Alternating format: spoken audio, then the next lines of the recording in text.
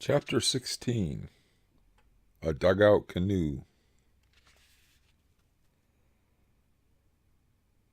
He began to make preparations and gather provisions for a trip. Joe had decided to be done with this side of the river. Now, when he was ready, he would cross it in a dugout canoe. The canoe would be like the one he had made with his father in the long ago. He slept that night with happy dreams. A small boy trotted along with his tall father, doing wonderful things. They hunted and fished, farmed and gathered. The father showed his son the correct making of a dugout canoe. A red-haired woman ran across his field of view, and the dream ended with the small boy crying, lost, looking for his father. Joe woke then, and vividly remembered those images. He thought for a moment and decided that despite the crying, it had been a happy dream. It was good to have looked at his father's face again. Then he felt the close warmth of his dog and dropped back into peaceful, undisturbed sleep. He woke to a new world. Birds sang in the sunshine, underscored by the muted surge of the river. Two trees, very much the Indian again, needed an Indian making to undertake. It would occupy his hands and his mind, and in proper Algonquin fashion, even his heart. He remembered a straight, thick tulip tree that stood near the river, a bit downstream. Joe gathered his things from the winter shelter and walked the short distance to the tree. That tree was to become Mashun, his father's word for the dugout canoe. It disturbed Joe slightly that he had needed to think for a moment to remember the word. As he looked the tree over, gauging and judging it for his purpose, Two Trees tried to remember other words from the speech of his boyhood. Joe wanted to remember. It was now an important thing to become again as he had once been. He had not spoken the native tongue to any living person since the death of his mother, and through disuse it had faded to a large degree. Even his thoughts came up to his conscious mind in a poor combination of Algonquin concepts put to white man's words. He discovered, though, that by concentrating very hard, he could still remember quite a lot. If he closed his eyes, Joe could easily hear in his mind the tone and inflection in Eagle Feather's voice as he had spoken the sometimes guttural, often musical phrases of daily life. It hurt him to admit that some of the actual words were blurred and lost in time. The ever-present dog looked happily up from her position at his feet. Joe noticed the broad shoulders and powerful legs, and a thought came to mind. In all creation, the Maker's wonders had names. Man and woman had special names so they could be told apart from others of their kind. Certainly, such a wonderful creature as the great black dog deserved a distinctive name. He had given it no thought until now, probably because it was seldom necessary to call the animal, since it almost lived in the Indian shadow. But now it was time. The animal must have a fine, fearsome name, and it would be an Indian name. He examined the dog closely and considered her many attributes, hoping one of these would suggest the name. But the forgotten language hampered him. Finally, with some sense of frustration, he settled on the only name that seemed at all appropriate. It was Makane. In the old times he had known that word. It meant simply dog. Eventually, through usage and ease of speech, Makani would come to be said only as Kani. Gradually, she understood and came to love the sound of her name from Joe's lips. Not far from the tulip tree, two trees set up a temporary lean-to shelter. It would not be needed for an entire season. If Great Spirit smiled upon his project, it would be needed only for days, at most weeks. Joe gathered plenty of wood and piled it near the base of his chosen tree. He ringed the base with a circular fire and began to burn the trunk through. As the wood charred, he chipped and chopped away to expose fresh wood for the flames. This took longer than he had anticipated, but after several days, he was rewarded by a splintering sound. The narrow base had, at last, become too thin to support the heavy tree. Down it came with a heavy thud, and Joe had accomplished the first part of his making. With the trunk now lying on the ground, Joe measured off the proper length. At that point, he built another fire on both sides and over the fallen tree. It might not have been as efficient as a large saw, but it would serve. This job was to be done in the Indian way. More than anything about the machine, Two Trees wanted it to be Indian. He tended the fire and watched his tree slowly develop the shape he wanted under the eroding flames. The progress was gradual, but sure. He was happy. The work was good to have. It gave him purpose again, and that was a valued thing. Joe remembered the stone tools he had used when he last did this thing. There had been an axe to help the flames remove wood, and an adze to gouge away the char. These were a part of the making. He would make them, too. Two Trees couldn't recall exactly how his father had fashioned these tools, but he had a good mental image of the way they worked and what they looked like. That would be enough. All he needed were stone and time. Those commodities presented no problems to Joe Two Trees. A short walk along the pebble beach provided plenty of stone blanks having the right general shape for his tools. He took several and sat down on a flat rock to examine them. One was hard and had a flattened, round shape. It became his hammer stone. Another was heavy and elongated. It tapered, more narrow at one end than the other. It required fairly little striking to bring the narrowed end to a rough blade. Joe considered the need for a handle and decided he would use it in a handheld fashion, unless one were required later. Even then, it would not be hard to peck a groove around its top and attach a handle with strips of rawhide. For now, though, the axe was finished. The Indian looked through his stock of blanks for a rock to use for the adze. None was quite right. A second walk located more blanks, but still none seemed to lend itself to the proper shaping.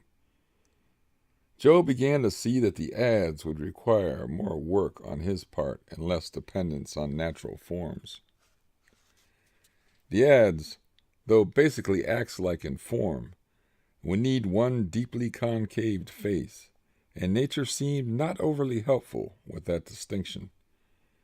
Joe's hands would have to form the concave. He set to it. As he was destined to do many years later, along with a small white boy, he made many scrapers that day. The art of flaking out a rounded impression with any depth was not simple for Joe, but after much trial and error, he made a passable instrument. Back on the right trail at last, he returned to the tree. Joe was not surprised to see that the fire had died during his long absence. It was just as well, however.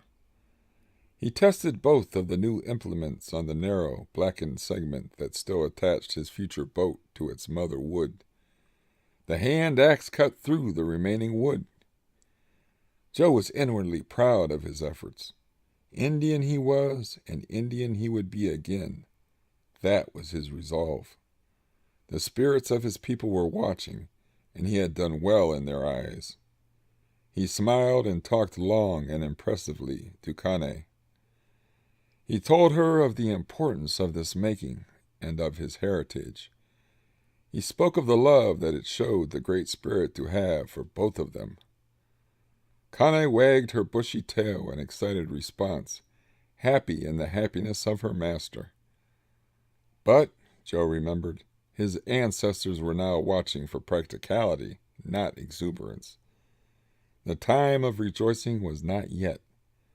That would be more appropriate when the day came that saw Two Trees and Kane afloat. Chastened somewhat, Joe examined the results of his work thus far. There was still a lot to be done. He now had a log of the proper length and bluntly rounded at each end, but still only a log. The process of hollowing it into a boat was one to which Two Trees had only given vague thought until then.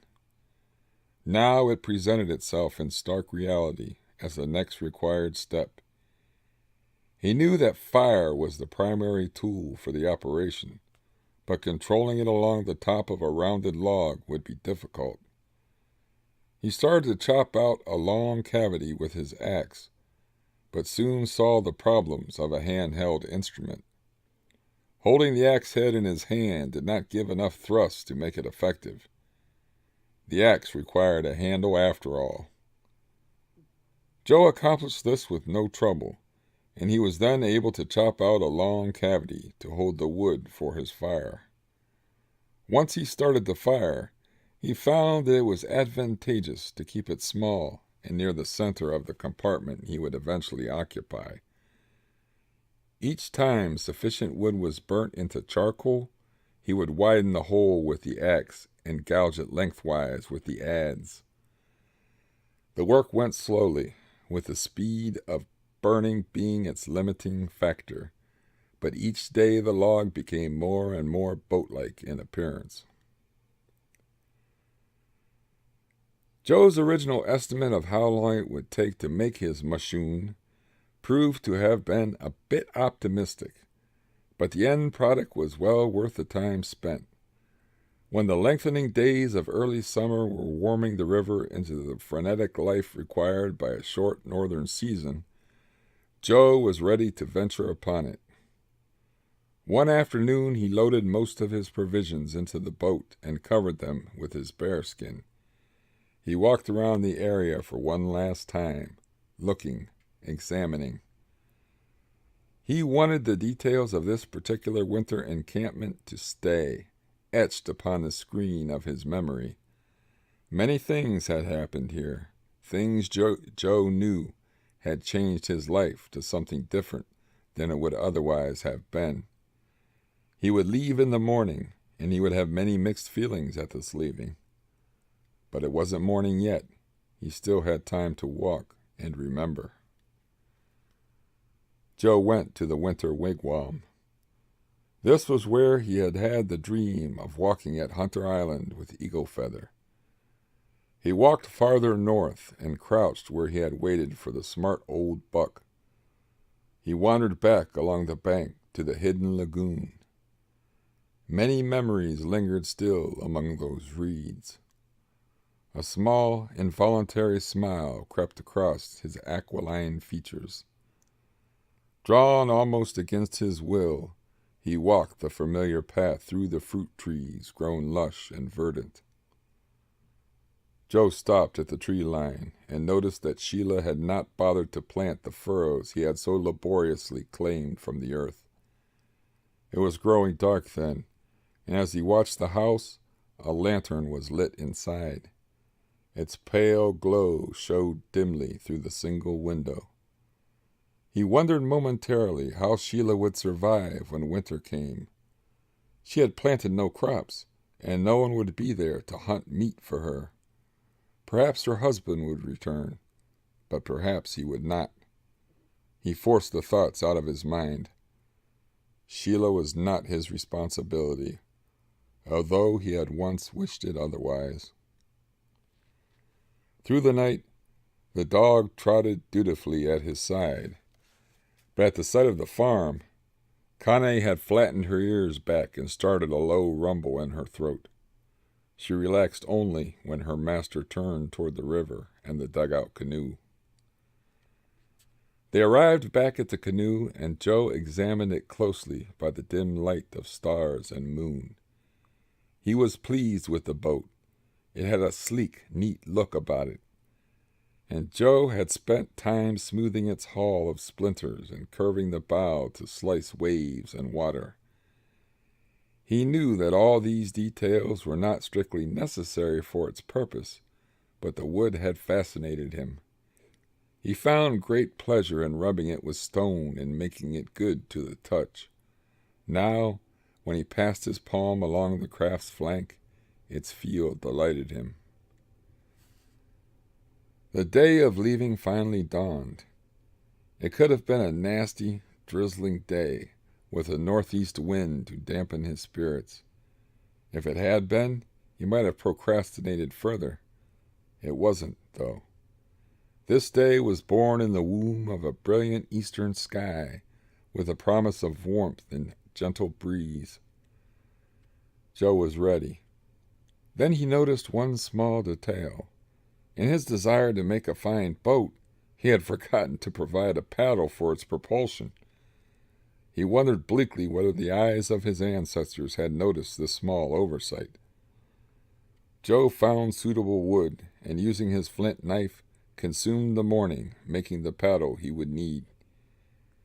He wondered at the fact that even when he was finished wasting time, events had conspired to make him use still more. Had he forgotten the paddle, or had he tried to forget it? He wasn't sure. If he had hoped the woman might come to him during this time, she did not. By midday, he had a paddle, a boat, and all that he wanted, except any further excuse for staying. Joe dragged the canoe to the water's edge and stood, holding it with its stern still aground. Then he indicated, by pointing, that he wanted Kane to climb in. She waded out and sniffed at the bobbing little shell. Not at all sure it looked safe. The master seemed sure, though, so Kane climbed over its side somewhat dubiously. Then Joe pushed out a bit farther, and he too entered. His judgment had been good. The boat floated, even loaded as it was, with sufficient freeboard. Joe sat for a few moments, not paddling. He wanted to feel the boat and get to know it. Joe rocked his weight from side to side, and realized the craft's limitations. It would be good practice to keep most of the weight in the center. Overall, though, the boat seemed as good on the water as it had on the bank. The craft would serve well, he decided. He encouraged Kane to lay her bulk down at the dugout's bottom, but she was interested in this new experience and kept popping up to see what was going on around her. Joe managed to time her movements with his own, and soon it presented no great problem. He knelt in the bottom and found his best location for balance. That would be his paddling station. He was ready. Joe maneuvered the boat around until its bow pointed toward mid-river. Then he dug the paddle in, and his strong shoulders gave it force. The sleek boat cut through water, and the bank fell rapidly behind. On the spur of the moment, he turned to look back at the lagoon. The powerful current had carried him downstream a bit, but the relative curvature of the shoreline had placed him in direct line with the narrow entrance between tall reeds. There, Joe saw Sheila, swimming. The sight of Joe in his canoe startled her, and she stood up to watch him pass. He saw the full breasts again, as he had so many other times. He watched the way a sunbeam caught the redness of her hair and broke into sparkles of flame. Then his eyes met hers. Even at this distance, her own held visible hate, unabated by the separation that had lasted more than a month. The current carried him farther and farther away, and only when Sheila was a speck, lost against the rushes, did Joe dig his paddle into the mighty flow.